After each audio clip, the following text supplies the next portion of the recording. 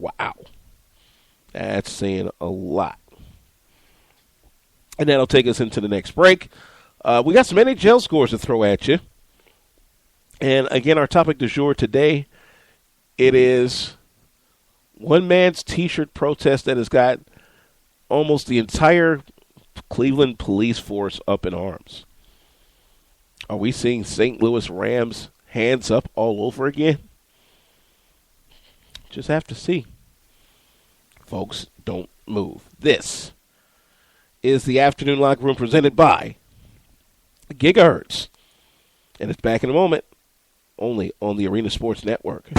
Get your best price on Ford trucks, Focus, F-150, Explorer, Escape, and Lincoln MKS, MKT, MKX, MKZ, as well as Fiesta, Fusion, Taurus, Mustang, Navigator, and all other new Ford Lincoln vehicles at the all-new Sowers Ford in Lincoln, Northwest Indiana's newest Ford Lincoln dealer. We offer new and used Ford Lincoln vehicles, parts, service, and used cars. If you are in Northwest Indiana or near Michigan City, LaPorte, Hobart, Burns Harbor, Valparaiso, Chesterton, South Bend, or Portage, there is no comparison to the other dealers around town. We are about to earn your business with top-quality service and the most competitive pricing in Indiana. Stop by today at 3930 Franklin Street in Michigan City or give us a call at 219-879-5381. That's 219-879-5381. Or visit us online at www.sowersauto.com. Sowers Ford Lincoln, Northwest Indiana's newest Ford Lincoln dealer.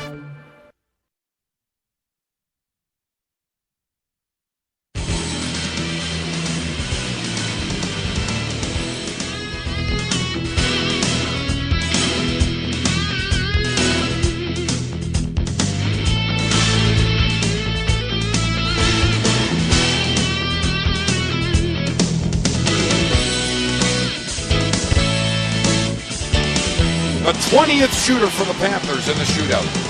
Yeah, folks, 20th. Tricky Nicky Bukestad. Right-handed shot, picks it up. Comes down the left wing side, waits, fires and scores! Oh, now I can go to bed! Tricky Nicky Bukestad gives the Panthers the bonus point.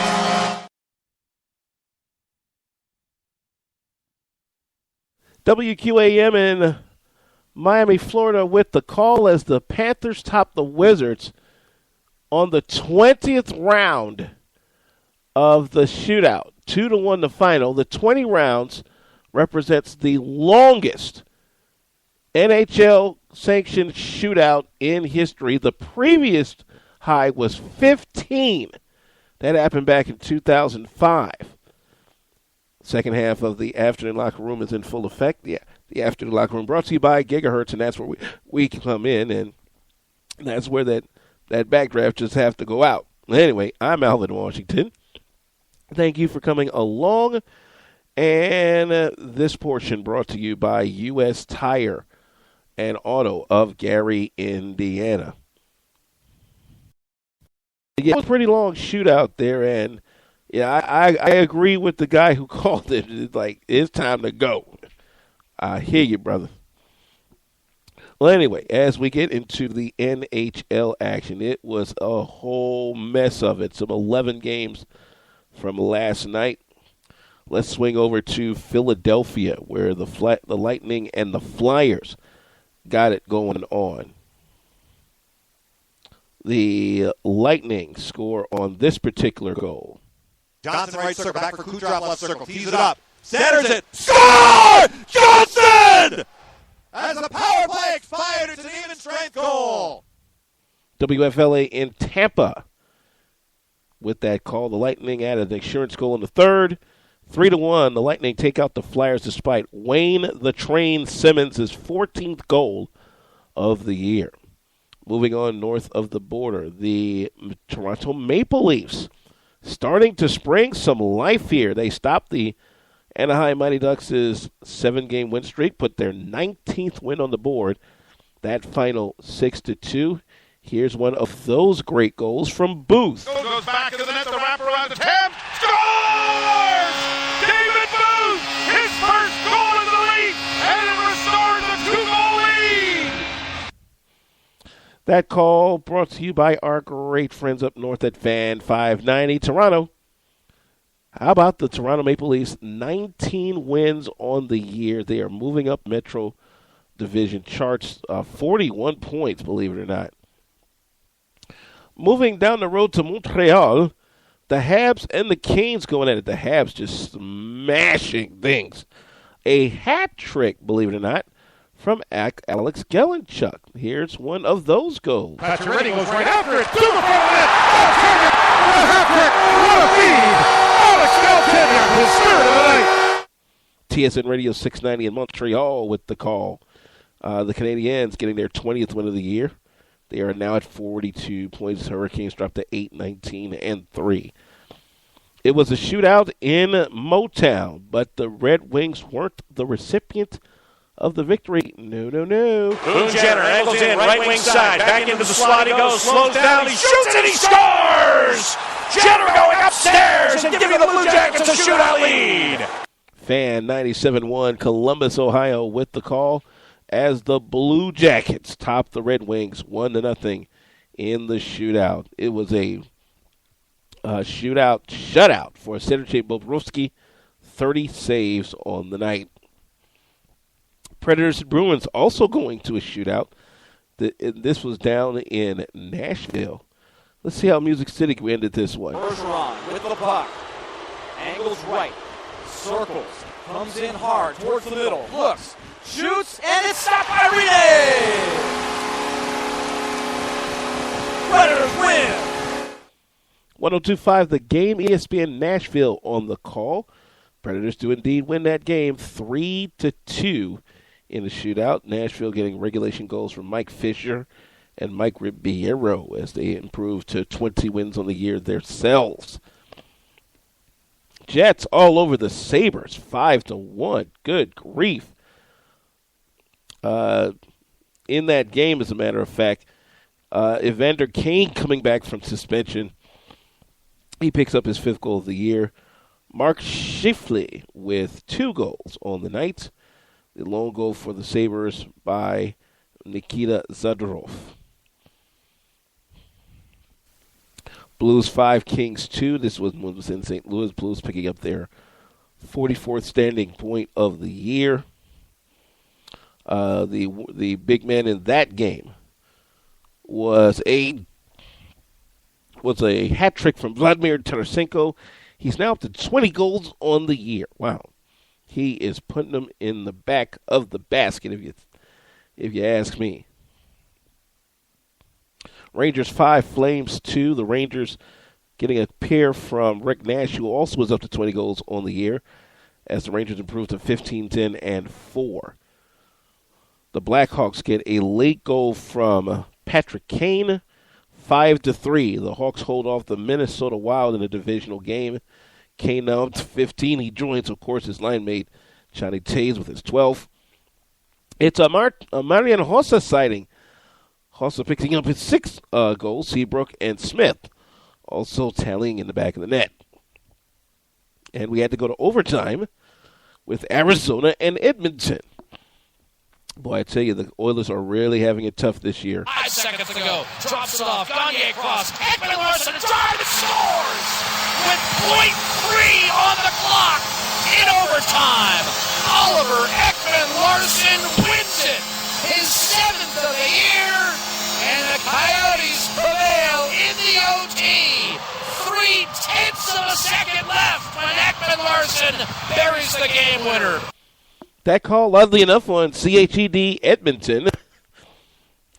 I don't know why the Edmonton guy got so excited, but hey, that's just my man. 2-1 to final. The Coyotes pick up their 11th win of the year, and this was the Oilers' first game under their interim coach. They had fired their previous coach, who hadn't helped the team get to the playoffs in the last 9 seasons. Yeah, he had been booted earlier in the week. Tough times for the Oilers, the former 4-time Stanley Cup champions. It's been a long time since Gretzky and the boys roamed the old Coliseum up there in Edmonton, Alberta. Hopefully things can turn around soon. Let's check out some other action from earlier today. I believe we can go to some soccer here, as a matter of fact. A little Premier League action for you. Liverpool over Bournemouth. Final 3-1. Tottenham, no problem with Newcastle. The Spurs win that one 4-0. Here are some interesting headlines as we head toward the break. Remember Ray McDonald and that whole thing with the sexual assault allegations where even in the midst of it being adjudicated, he still had a chance to play? Well, he's looking for a job now. The 49ers just released him this afternoon. This is according to the San Jose Mercury News.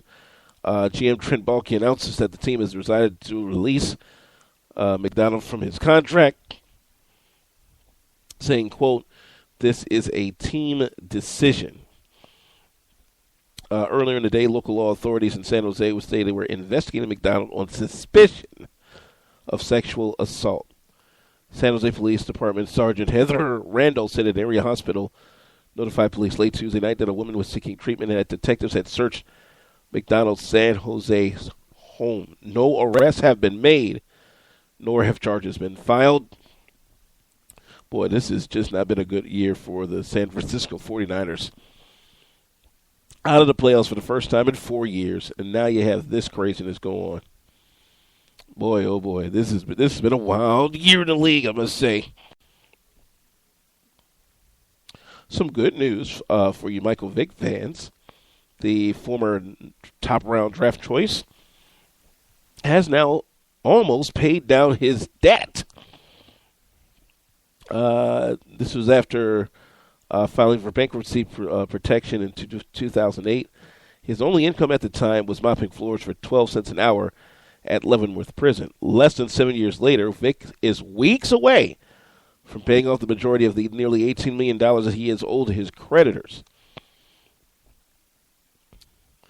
Joe Lisinski, a senior vice president at Development Specialists Incorporated, a management consultancy firm, and the liquidating trustee in Vick's bankruptcy, said because of the amount of money Vick made, he has paid off more than $15 million of the $18 million owed.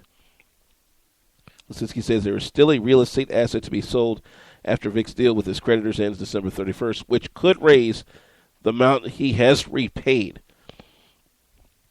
Saying, quote, "What Michael did was the exception, not the rule. He didn't have to do this. The law allows you to skate by and pay your creditors 10 or 20 cents on the dollar, but he thought this was the right thing to do." Wow. Man's almost debt-free after being in jail on fighting dogs. Boy, what a comeback for this kid. Yeah, no, the Jets season sucks, but this is a tale of doing the right thing. And if anybody wants an example of taking the most of a second chance, I think this is one here, right here. I really do.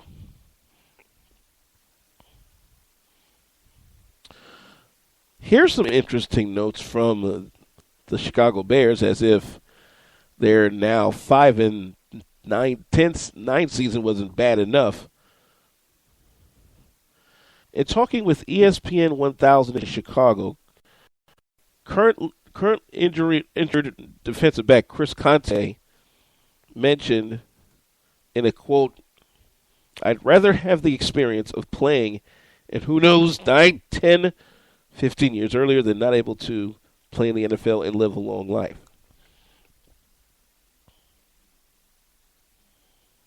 Interesting.